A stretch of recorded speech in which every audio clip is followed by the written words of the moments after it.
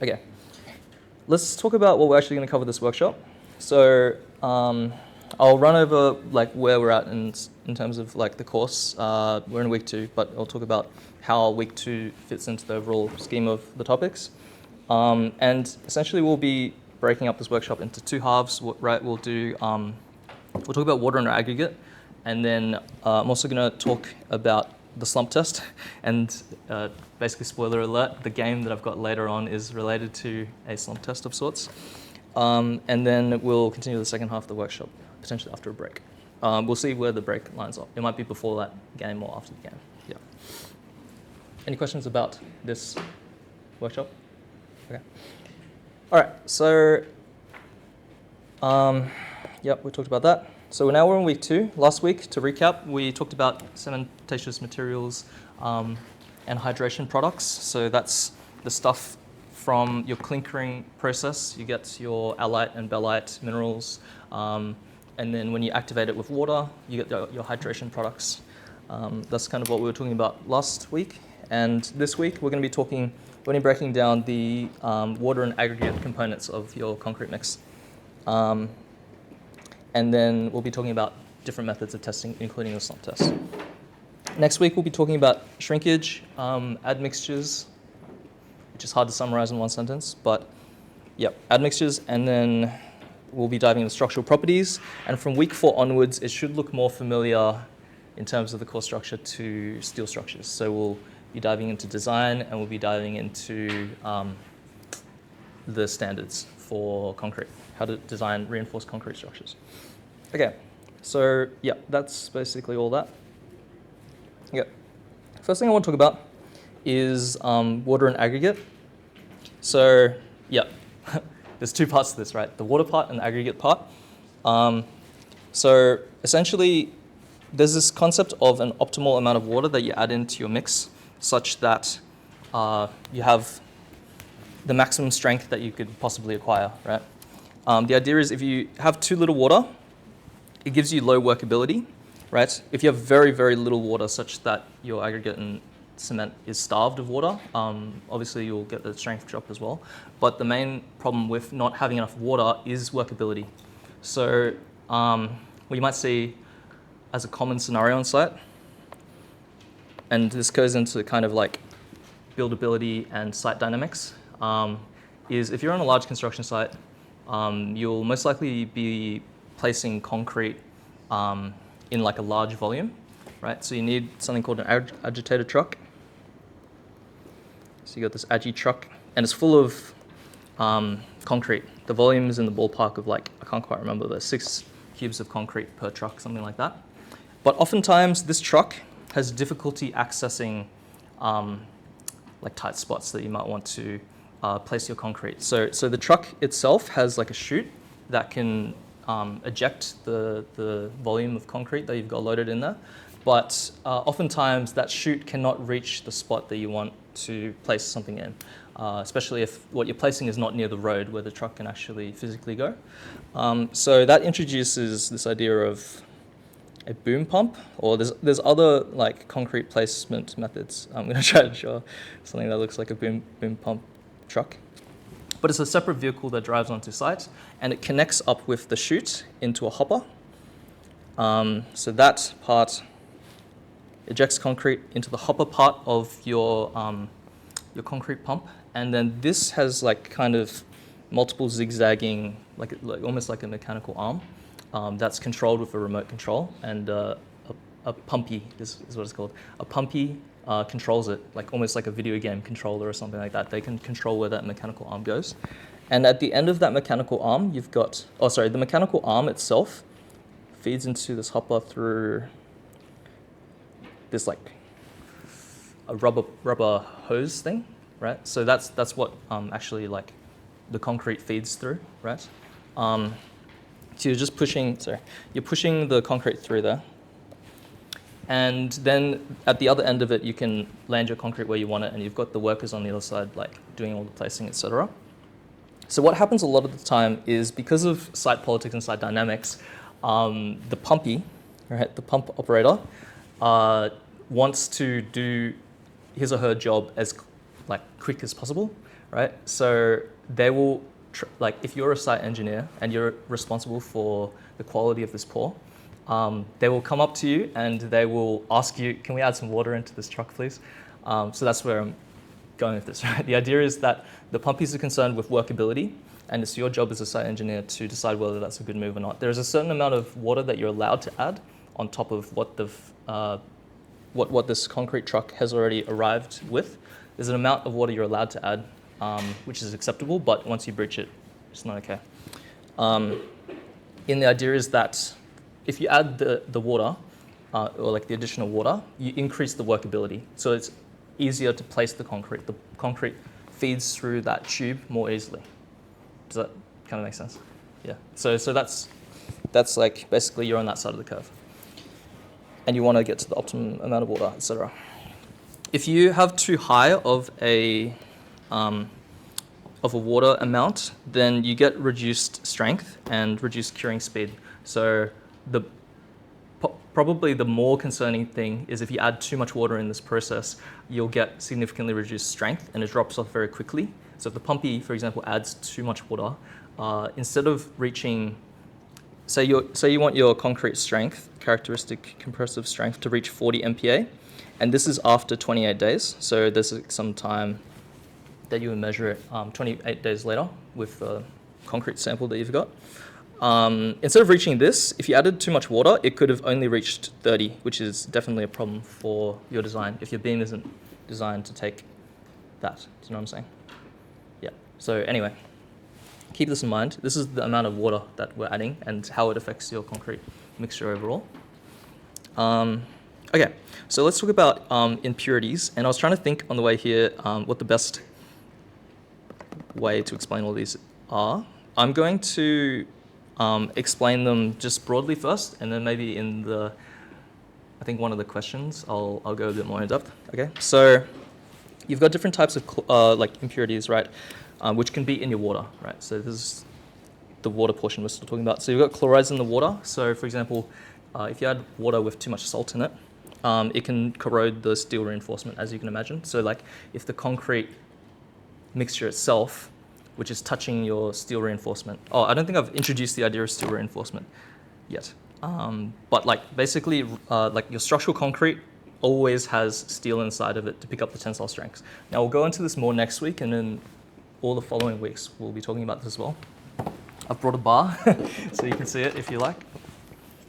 This is just a small short sample of an N16 bar. So it's a deformed bar. It looks this big. So N16 refers to, N is like normal ductility. So there's different amount of ductility in terms of how much it can stretch before it breaks. So this is the normal amount of ductility. It's got these ribs, which are like deformation. It's hard to explain what the ribs do.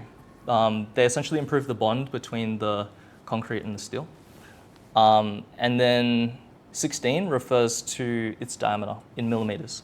So its nominal diameter is 16 mil, right? So if you got calipers and measured here to here, it wouldn't actually be 16 mil on the dot, and I'll explain why later in future weeks, but this is an N16 bar, okay? And then you can measure the length of the bar going that way. So the idea is that you put the reinforcing bars, into your concrete beam, and it helps to improve its strength and many things. It's a crazy combo that they came up with, right? But it helps in many, many ways to improve it as a structure. Anyway, so the idea is that if you had chlorides in your concrete mixture itself, it acts to corrode the bars. So that's no good, right? Sulfates, right? So sulfates can be found inside the soils themselves, and that can react with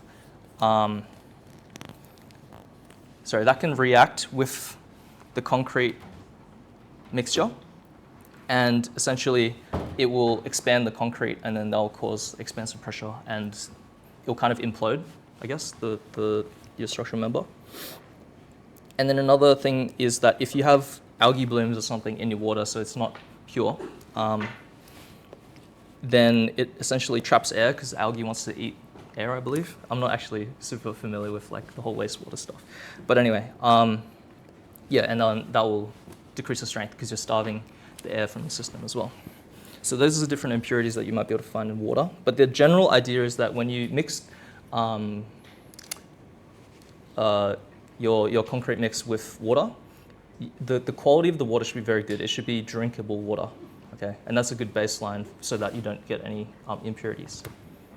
Okay, just keep going. So now let's jump from the water to talking about aggregate. So aggregate, again, is like the rocks inside your concrete mix. And essentially, there's different like kind of lenses that you can view it through, right? So the size of the aggregate, so you've got a rock, let's say, a piece of rock in it. You can have a big rock or you can have small rocks, right? So the coarse rocks, right, we generally consider this as large aggregate or like gravels. And then the small ones are like your sands and stuff like that. And yeah, there's different problems that arise if you have too much of either. You want a well-graded mix. We'll talk about this more when we see the actual question that relates to this. But yeah, actually, it makes more sense when I have the diagram later to explain that. The other thing about these rocks is that they can be quite sharp, angular, and that would be like gravels would be like that. Or they could be rather round, and granite particles could be more round, okay? And so there's pros and cons, right? So your round rocks have better workability, so they slide past each other more smoothly and allow the concrete to be placed properly. But they give a weaker bond between the rock and the binding agent, or so the cement paste. And you basically have the inverse problem if you decide to go with more angular rocks, right? So yeah, it's all about having a balance. Any questions so far? Okay.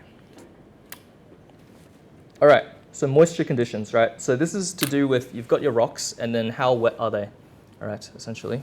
And there's some different terms that I would like to draw your attention to. So if you put a microscope, or sorry, like a magnifying glass up to the rock, this is what you would potentially see, okay? So that's what I'm trying to illustrate with that picture. You've got the surface of that rock, right?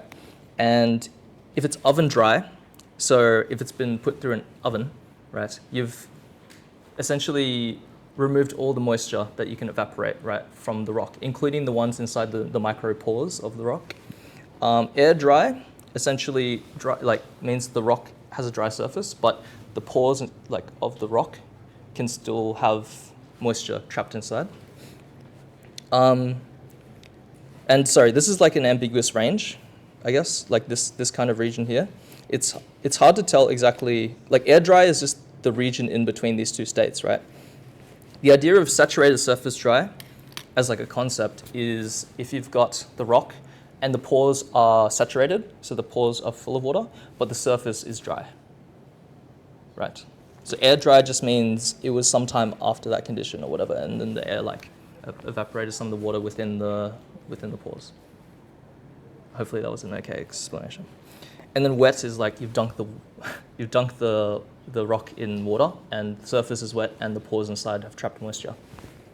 So like conceptually, those are kind of like 4 ways you can think about the wet or dryness of the rock.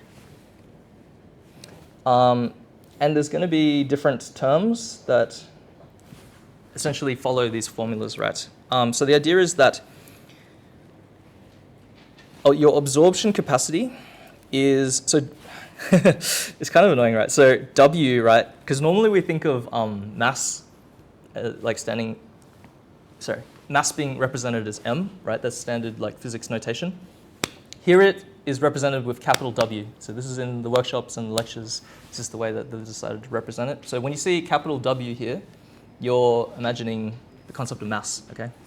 Anyway, so you can take the mass of the saturated surface dry rocks and subtract it by oven dry and divide it by the oven dry. That gives you your absorption capacity. And you can kind of just see these formulas. Your surface moisture is just when your rocks were wet minus when the surface was dried off, divided by when the surface dried off. and that gives you another percentage, and then your effective absorption is between your air dry condition and the saturated surface dry condition. So I think contextually this will make more sense when you see the first question. Okay. Is this working? Oh, okay. Wait, does this work at the back or? Yeah. Okay. I can't tell because it doesn't feel as loud as previously. Okay. Awesome. Oh yeah, and I've got the diagram here, but I've repeated this diagram later in the question. So aggregate grading, what I was trying to allude to before is, okay, if you imagine like a bucket, okay, so you've got a bucket and it's see-through, right, so you can see the bucket, you can see what's inside the bucket, and you fill it with tennis balls, okay, let's just say that the tennis balls in this analogy is your large aggregate, right? So you can imagine that there's spaces in between these tennis balls and it's not gonna effectively fill up all the pores in the space, right? But if you imagine that I also mixed in ping pong balls, right, alongside these tennis balls, more of the space is packed, right? It has a lower porosity. Porosity meaning how much air is in that volume, I guess, the overall volume. So yeah, something being well graded just refers to you have different size aggregate and a good spread of them, and it effectively fills your voids better in this kind of like volume of space. That shouldn't be super unfamiliar if you guys have done soil mechanics. All right, let's move on to the first question. So for this first question, it's related to your whole like moisture conditions on the rocks. All right, so let me just read the question. The concrete producer has ordered 1 ton of concrete. Wait, I just had like a jump scare that I wasn't recording. Okay, no, we're good. Oh, let's go. I've only got one class. I've only got you guys. So if I fuck up the recording, I'm cooked. All right. The concrete producer has ordered 1 ton of concrete with a water to cement ratio of 0.45. In this specific mix design of concrete, it is supposed to use 75% of SSD condition of aggregate, by weight. In the stockpile, the surface moisture was measured as 1.1%. Discuss the adjustment of the mixed water. It is assumed that there's no admixtures in the concrete, which, okay, just effectively ignore that line for the moment. Okay, firstly, let's look at this pie chart. Okay, so on the right-hand side, I've drawn a pie chart. You've got 100 kilograms of concrete, okay, that you've ordered. And there's some portion of it that's water, there's some portion of it that's cement, but the large majority of this mix is going to be, like by mass, right, is going to be aggregate. So that's the heaviest component, right? And so specifically, what the question is telling us is that 75% of this 100 kilograms of concrete that you've ordered is going to be aggregate. So that's going to be, of course, 75 kilograms. So I'm going to represent that with WSSD as like the kind of algebraic expression of how much weight of that is aggregate, right? Specifically under the surface, what was it called? Whatever SSD stands for. Give me a sec. Saturated surface dry condition, okay? All right. And now we're considering the water and cement, right? So as per this pie chart, we know that 75% of the weight, right, is attributed to the aggregate. And so therefore the remaining portion is going to be 250 kilograms, and that represents both the water and the cement, okay? So I guess, sorry to jump around, but where I'm pointing in purple here, what that's trying to tell us is that the weight of the water, which is lowercase w by the way, the weight of the water plus the weight of the cement is 250 kilograms, right? So that's one bit of information that we have. All right, so we'll just put that as one equation. The other thing we know from the question is that we're told that we ordered this concrete mix with a water to cement mass ratio of 0.45, right? So therefore, if we wanted an expression rearranged for just water, right, we can say that W is equal to 0.45 C. Okay, so that's the weight of the water is equal to 0.45 of the weight of the cement. Okay. All right. So that's the second bit of information we have. So, oh wait, sorry. As per this thing that I wrote these in the wrong order. So that's actually information. That's equation 1, and that one's equation 2. I wrote it the other way around previously. So if you sub this, right? So right-hand side, we sub that here, right? Now we have an expression which is just in terms of C, right? Algebraically. And so that tells us 1.45 times the mass of the cement is equal to 250 kilograms, right? So if we divide both sides by 1.45 now, we get that the cement weighed 172.41 kilos. And the water, we can back work that, right?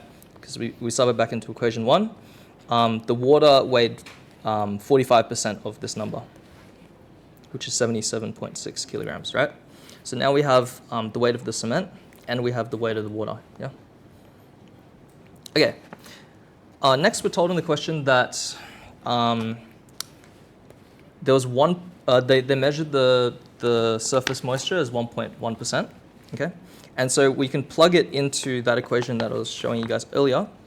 And essentially, since we've worked out, okay, wait, I might just play around with the highlights because it's easier to see. This number that we worked out at the start, oh, that's kind of funny. I decided, I don't know why I swapped the, okay. In this pie chart, just pretend this is green, okay, because this is like probably cognitive dissonance, right? And this is a yellow highlight, actually. Wait. No, that's not right. Okay. Anyway, I've done something wrong with the colors. Essentially, what I'm trying to show you is that plugs into here, right? Okay. So basically, what I'm trying to say is that we can sub in 750 into this equation, yeah? And if we rearrange for the weight of, like the wet rocks, essentially, right? We get 758.25, okay? And so from this, we know that the surface moisture is just if you have the wet rocks, right? And we subtract what it weighed under the saturated surface dry condition, right? We simply have the kilograms of water which were on the surface, right? That kind of makes sense. So that's the kilograms of water that was on the surface, otherwise, aka the surface moisture. And then to maintain this water to cement ratio, right, we want to reduce the amount of water that we add by that amount, okay? So that means the water that we add, right, remember the water that we add was from here, okay? So if I get this number, move it down here, and subtract this number, move it down here, right? Then we get 69 kilograms, all right? Okay. Any questions? Don't laugh. Yeah, okay, maybe I shouldn't laugh. Okay, sorry, my bad. Okay. All right. All right, any questions so far? Fuck's sake. Okay. All right, question 2. Why do commercial building codes impose a limit on the chloride content of mixing water for concrete? And what's the implication of high chloride ion concentration in reinforced concrete in construction, okay? Oh, construction. Okay, so there's a few things that I've just pasted on the screen and I'd just like to discuss it, okay? So essentially, right, there is a range of values that you'll see in different standards between Europe and Australia on how much chloride content is allowed to be present in the water, right, before the batch is rejected because it will corrode the steel reinforcement. A conservative number that you can put in, that you can consider is 0.4%. Okay, so this is across a couple different sources, 0.4%. Conservatively referring to the weight of the cement. sorry, 0.4% of the weight of the cement is the amount of weight of chlorides that you're allowed in that water mix, right? Okay, so that's the limit itself, right? Now, why do they do it? All right, and then I have to kind of break down corrosion a bit more. So the first thing to talk about is that there's kind of, it's hard to explain. So with the steel reinforcement, there's kind of two stages of corrosion, I guess. The first one is a passive film that develops on your bar. And believe it or not, this brown kind of rust layer that you would see, sometimes you'd walk past a construction site and you see this brown oxide layer on top of the steel bars already, just like present because of say like moisture and stuff in the atmosphere. This is, believe it or not, it's actually beneficial. This is a passive film, sometimes called brown rust, that develops, and it's actually a protective barrier to prevent further corrosion. So this naturally develops on the surface of those bars. Where there's a problem is kind of in two cases. One is if you get pitting corrosion. So this can happen in a few ways, but the primary way that you see this manifest is due to like chlorides, right?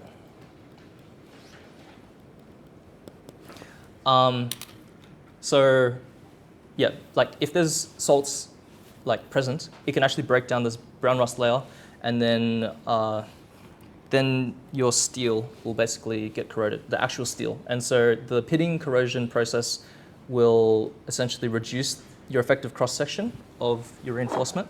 So it reduces the amount of steel area that you've got. So that's a problem. There's other ways that this can occur other than chlorides. We might not have time today to talk about it. I've got some examples. I was going to bring it up, but I think I don't think I'll have time to talk about it today. Okay. The other problem that could potentially happen is expansive pressure from the passive film. So there's a small problem actually if this passive film layer doesn't develop actually before you put it in concrete, okay? Oh, actually, wait, sorry, I've kind of skipped a step. Okay, so you've got your formwork, right? And then you've got your bars in place, okay? So let's just pretend this is what you see. Okay, so that's a cross-section of your steel cage. I'll explain that more in future weeks when we talk about the reinforcement specifically. But what happens is you pour the wet concrete into this box and then it fills up, right, to the top. But the thing about the wet concrete is it's actually alkaline, right? So if you think about pH, I think 7 is the middle. You got 14, you've got 1, I think is the lowest. But anyway, so stuff over here is acidic, and then stuff over here is alkaline, okay? So concrete itself is actually quite alkaline, right? It's this alkaline environment, and it encourages this brown layer to form, right? While the concrete is still wet, and then it dries, okay? But there's problems that occur if this formation doesn't happen of brown rust. So say the concrete hardens, right? So it's not a wet liquid thing anymore. The concrete hardens and the brown layer doesn't rust. Like in the short term, it's fine, but there is a problem with if there's a crack. So if a crack forms, which breaches from the outside air into the outside air, and then it breaches to the surface of the reinforcement. This will allow air through, and then your brown rust layer will form afterwards, right? But the problem with that is it causes expansive pressure, like going outwards, and then you're basically gonna start getting more cracking in the concrete. It'll be like an accelerated effect. So that's what I'm trying to say. Ooh. That's what I'm trying to say with this kind of diagram. Okay, any questions so far? It's pretty interesting though, I think. Corrosion in bars within concrete. It's a whole like rabbit hole that you can go down if you like want to look at it more. Okay, so question 3. So yeah, what I'm trying to say is that we have, why do we use large aggregate from an economical point of view? What normally limits the max aggregate size? Okay, So this was the whole analogy I was trying to say earlier with the bucket, and you've got the tennis balls, right? So you've got a lot of large aggregate, right? So there's a few benefits from adding the tennis balls or the small ag, right? The first one is that, like, now it's well graded. You use less cement, okay? So if you think about the gray spots in between, right? Instead of being filled up by cement, part of it's filled up with the small ag now. So you overall use less cement, which we know is the most expensive component, right? Now if you go the other way, if you use only small ag, right? So let's say you've got that bucket and it's only filled with ping pong balls. I'm not going to draw the ping pong balls, but it's only filled with ping pong balls, right? You'd think this is better because the grading was still like pretty good or whatever, but what happens is that there's actually more surface area if you think about it, right? These larger tennis balls, if you just fill a bucket full of that versus smaller tennis balls, the smaller tennis ball bucket has more surface area, right? And so it's going to mess up your the ratio of water they add in, because if there's more surface area, more water has to be added in to coat all of the surfaces of aggregate, right? So potentially screw up your amount of water that you want to use as well. And I guess just from a water saving perspective, it's better if you don't use as much water. Okay, so if the aggregate's too large, so let's just say just filled with tennis balls, the properties of the concrete become a lot less uniform as well. That's a problem, because if you think about it, kind of this well-graded mix is a lot more uniform than this, right? Because you've got these large aggregates and you've got a more distinct kind of separation between the aggregate and the cement, and it won't really behave as like cohesive. It's not a great word. Hopefully you kind of get what I'm saying, right? So it's less uniform. That's one problem. Okay, and then in terms of a physical constraint, so I'm going to go back to that drawing that I was kind of doing. Imagine a concrete beam with your steel bars, right? When you're pouring in the wet, like concrete, like so, okay. Remember, this isn't just like a liquid solution.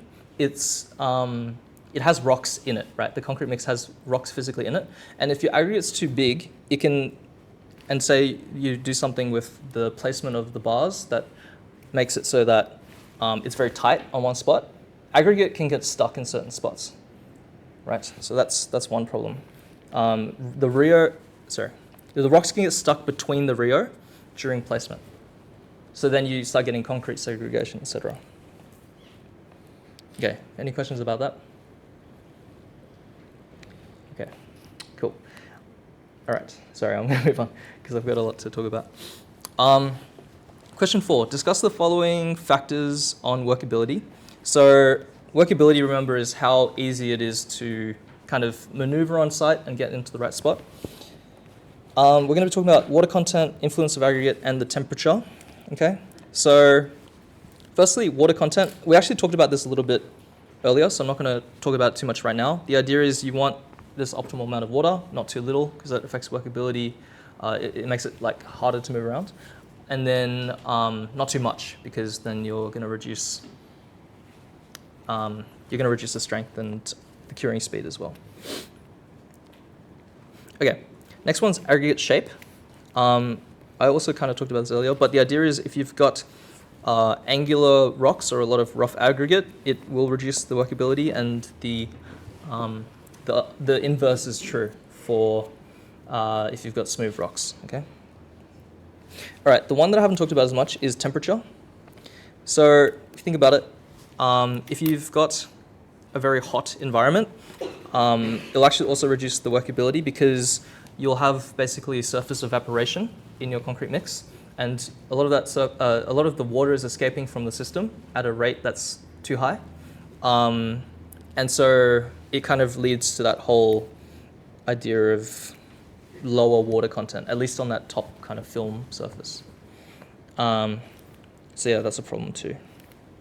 And the other thing is, if you think back to the last week and the hydration reactions and stuff like that, if your temperature is too high, it will also speed up that whole like curing process and screw up your timings, basically, of everything, of all the different reactions that are happening. Okay. All right, that brings me to fresh and hardened concrete. So we've got slump test. I'll explain this.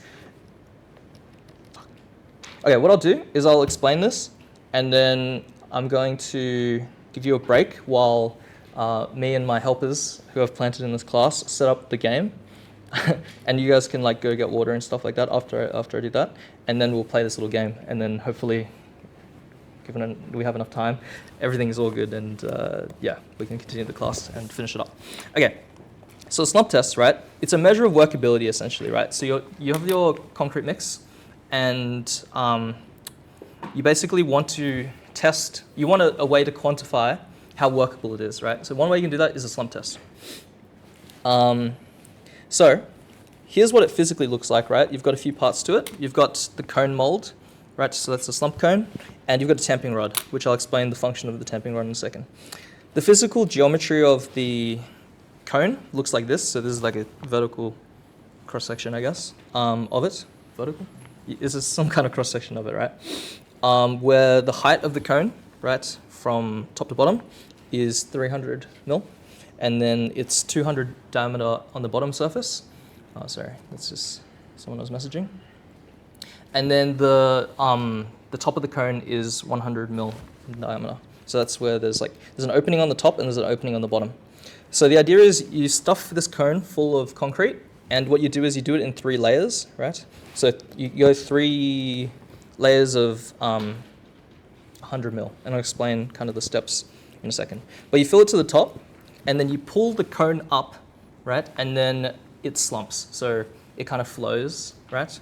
And what you do is you'll get the cone, right, as like a datum, I guess, and you put the tamping rod over the top so that you can measure how much it has dropped. Okay, so you've got the datum here, and then how much it has dropped from that top surface of where it ends up to where it previously was. That's called the slump.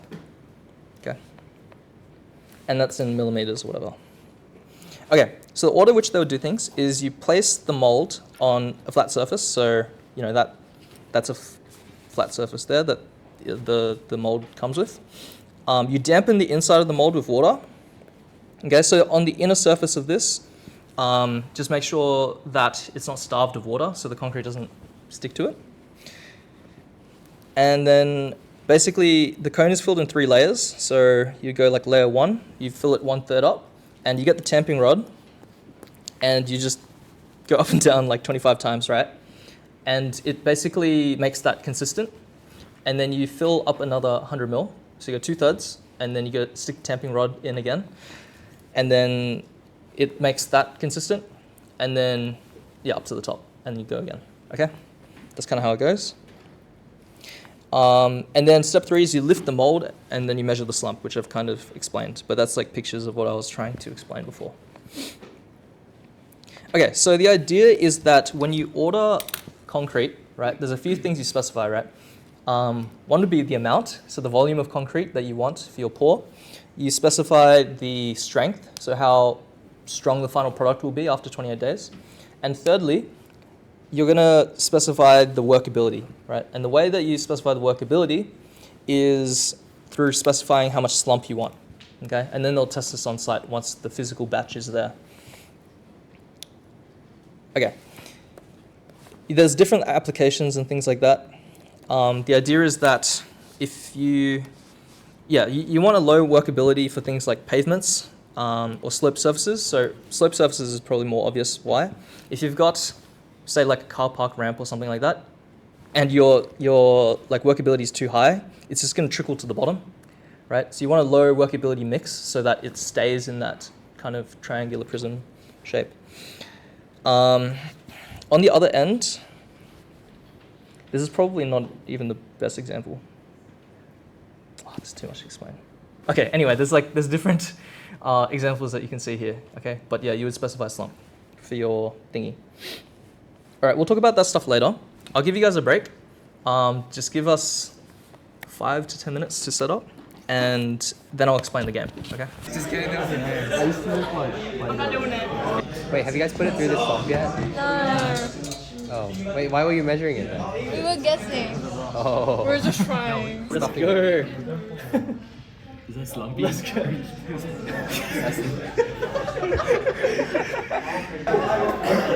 Okay. Oh, great.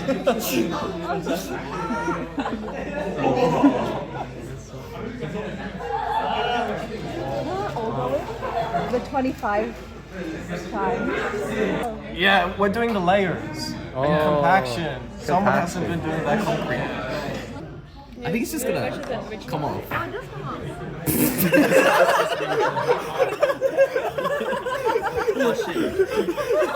Oh shit. Go.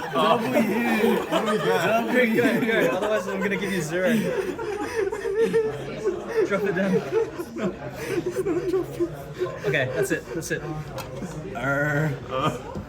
They got Looks pretty good. 24 mil. Wait, that's not Needed more oil. I don't know. Oh no, it was 2. Anyway, whatever. Okay, yeah, that's it. Stop moving. Bro, I can look into the future. It is 21 maybe. 21. Oh, yeah, that was the intended shape. Okay. Yeah. Oh, that's actually not bad. Oh, come on. That's pretty good. I'd say 25. Oh, 20, 27. Oh. Might be right. Oh, look at that. That's perfect. That's perfect. Hold up. Oh shit! 32. 32. Yeah. Wonder why. You guys are bakers.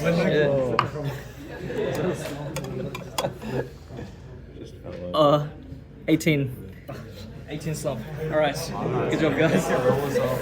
We're gonna. There was 5 teams, and we'll have 3 prizes. Okay. So 3rd place, 2nd place, 1st place. First place, I've got 4 bags of snacks. So 2 are the piggy ones. There's like lollies. There's shapes, and there's Pringles. Okay. And the first team gets first choice, and they get to pick 2. 2nd place will get the next choice, and the 3rd place will get the 3rd choice. So in 1st place is baked a 32 mil slump. Congratulations! Come up and grab 2 of your desired items. All right. 2nd place is the concrete connoisseurs. So well done, concrete connoisseurs. All right, concrete connoisseurs, come up and grab your prize. And okay, wait, so that's 2, that's 3. And next was and 3rd place is wet and gooey at 24 mil. So congratulations, wet and gooey. Come up and get your 3rd place prize. All right, so thank you, and you can stop recording. So my 2 helpers, can we give them a round of applause? Selena Caton. And congratulations to the winners, and you can stop recording now. So, hope you had fun with that. That was the slump test, and hopefully you can remember the slump test for the rest of your life now. So, I'm going to talk about stuff related to that. So, with concrete, as it cures over time, right, it basically gets more rigidity, right? And so there's kind of different stages, I guess, of time that you can think of it in. You've got the fluid stage, and then it starts to set, and then you've got this rigid phase where it's solidified fully. And there's kind of these 2 terms which I want you to keep in mind, which is the initial set and the final set. And you'll see how that plays into the questions. These are just terms I want to familiarize you with straight away, or for the moment. Okay, so next, what affects this curing time? Okay, we've got the amount of moisture that you've got in your concrete mix, the temperature that it's at, and how long, basically. And so you can see, how do I say this? Okay, so imagine you've got a concrete slab that you've poured, right? What you typically see is over the duration of 28 days or so, there'll be people who come back over with like a sprinkler thing. Okay, with a sprinkler thing that wants to moisturize the top surface of the concrete. And that's because there's evaporation, right? is evaporation from the top surface of the concrete, and that kind of like, what's the word? Having your concrete kind of not have enough water. I can't think of the right word right now. Not have enough water, it kind of, it stops it from gaining all its strength, essentially, right? So you kind of need to moisturize it the entire duration, or for as long as you can, right? In order for it to fully develop its strength. So what these lines are is essentially if you apply this like moisture layer on the top for 7 days, it will reach this kind of like nice strength. If you don't apply this moisture on the top layer at all, you can see that it's only a fraction of its strength, right? So this is a very important process. And if it's moist cured the entire duration over like hundreds of days, obviously that's the best case scenario, but in terms of like the logistics of that, obviously you have some trade-off with like labor involved. The other thing to note is variation in temperature. So if the day that you're placing concrete is a hotter day, it essentially like versus a colder day, right? You can see the kind of temperature variation. Like actually a hotter day to some degree will help. It will help like cure it better, I guess. And whereas a lower temperature, I guess it's like a slower curing period, right? Yes, but okay, what I want to comment on actually is the fact that if you have like quite warm conditions, it's good for concrete, but you don't want the sun to evaporate the moisture too much, if that makes sense. So it's kind of like a balance. So like hot environments is good, but not to the point where it evaporates the concrete off the surface. The moisture off the surface, sorry. Okay. Next is, okay, let's talk about testing. So one thing which I briefly alluded to is that you can get samples of concrete. So from that whole process, right, what will happen is you've got, let me draw the whole thing again, right? So you've got your agitator truck and it's got the sample, and then, you know, I was talking about like the boom pump and stuff like that. Kind of before you start feeding your concrete into the hopper of the boom pump, one thing you want to do is that you want to get a sample of this batch of concrete, the batch being that truck full of concrete. You want to get a sample of that into these testing cones. So there'll be a concrete tester there as well.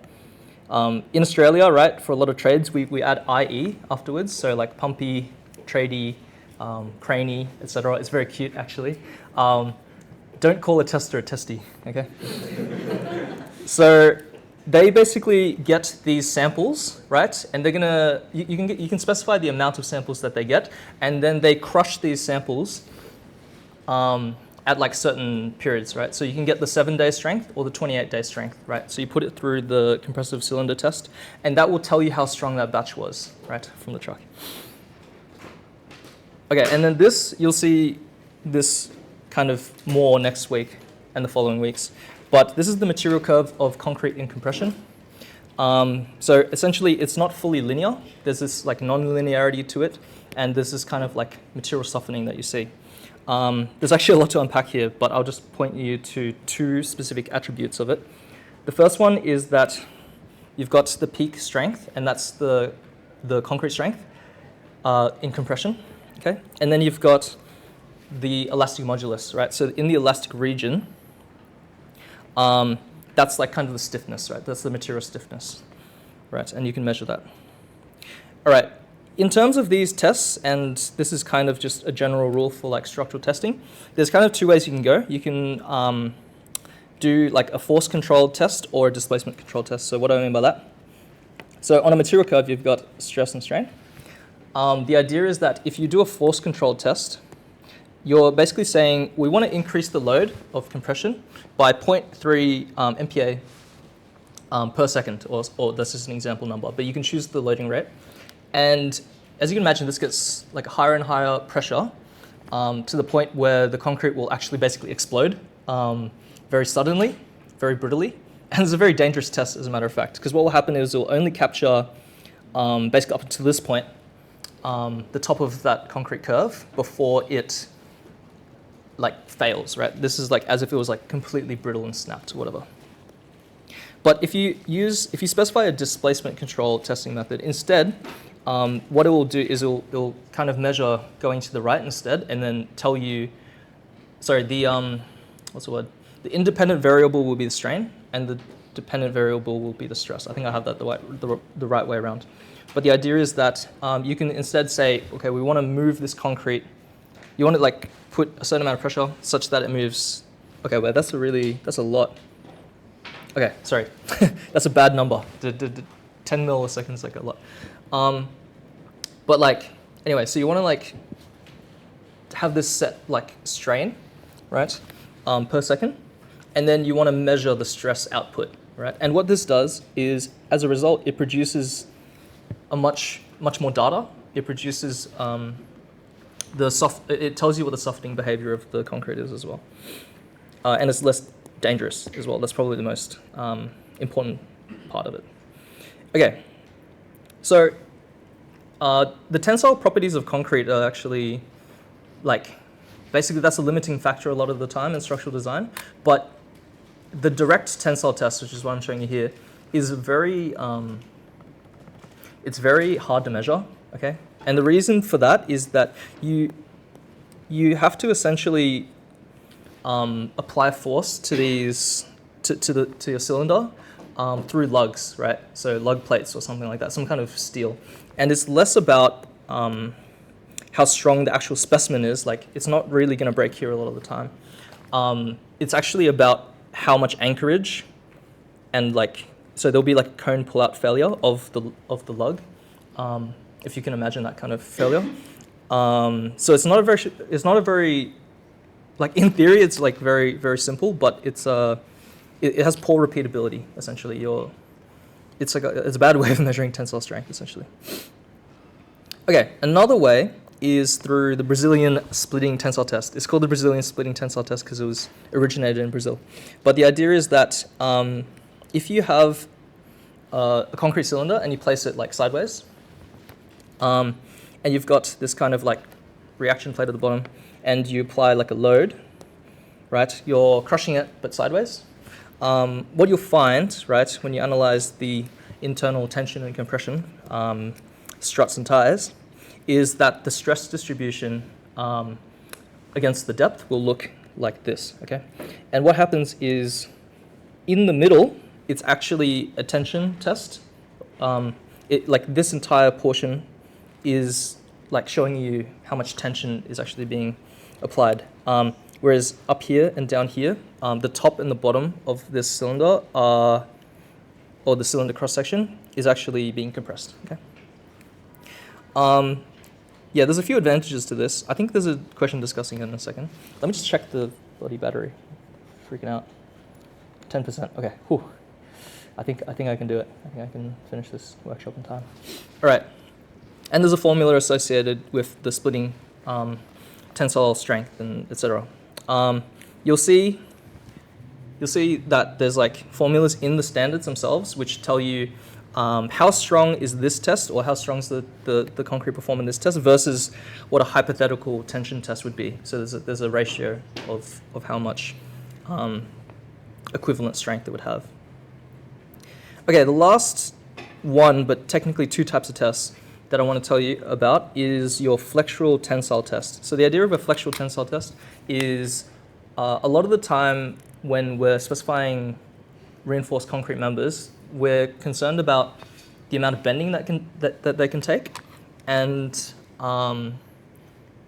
if you remember from solid mechanics, essentially, bending induces both tension and compression, right? So this is a measure of how much bending moment it can take, but ultimately you can convert it into how much tension that the concrete member is able to take. So this would be a 3-point bending test setup, right?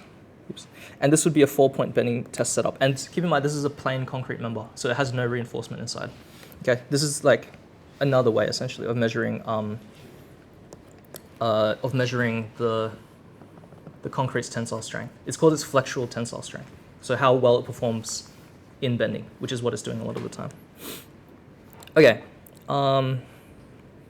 so essentially, if you think about these free body diagrams and the associated bending moments, right? So this is a free body diagram, simply supported, and it's got a point load in the middle, right? It produces a bending moment diagram with a sharp, like triangular peak, like so. Versus if you have 2 point loads, right, at 1/3 spacings along the span, you'll actually get a,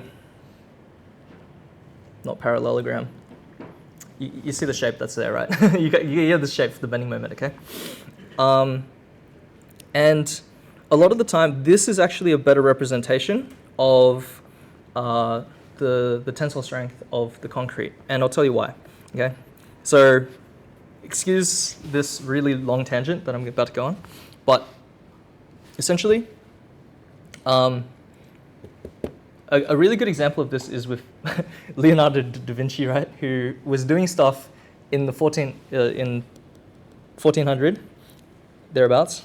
So this was 200 years before Isaac Newton did like all the laws of motion and stuff like that, right? So Leonardo da Vinci, who's the guy who painted like the Mona Lisa and stuff like that, he was actually an engineer and a mathematician as well. So he conducted a lot of tests privately, and he essentially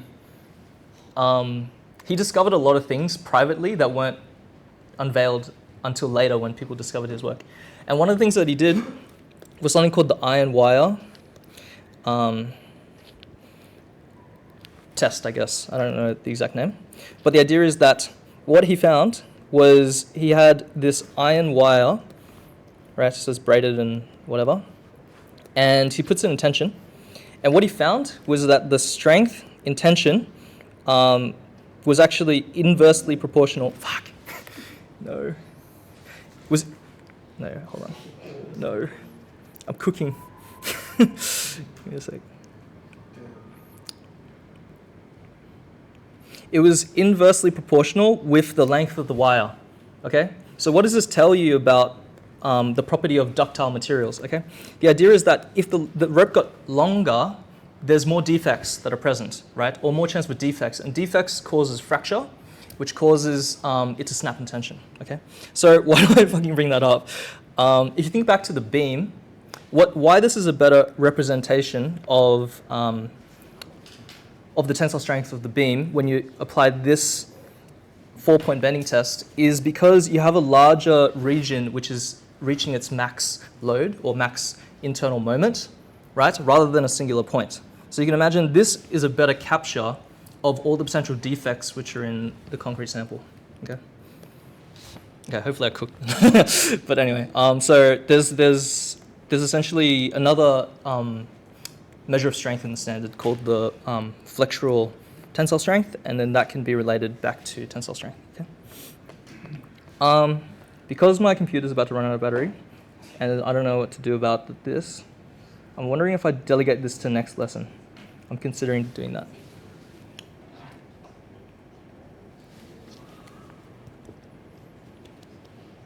Yeah, that's what I'll do. Okay, sorry guys. We'll do these last 2 questions. Okay, there's a lot, but they're all pretty short. We'll do these last few questions next lesson, all right, guys? All right, thank you very much.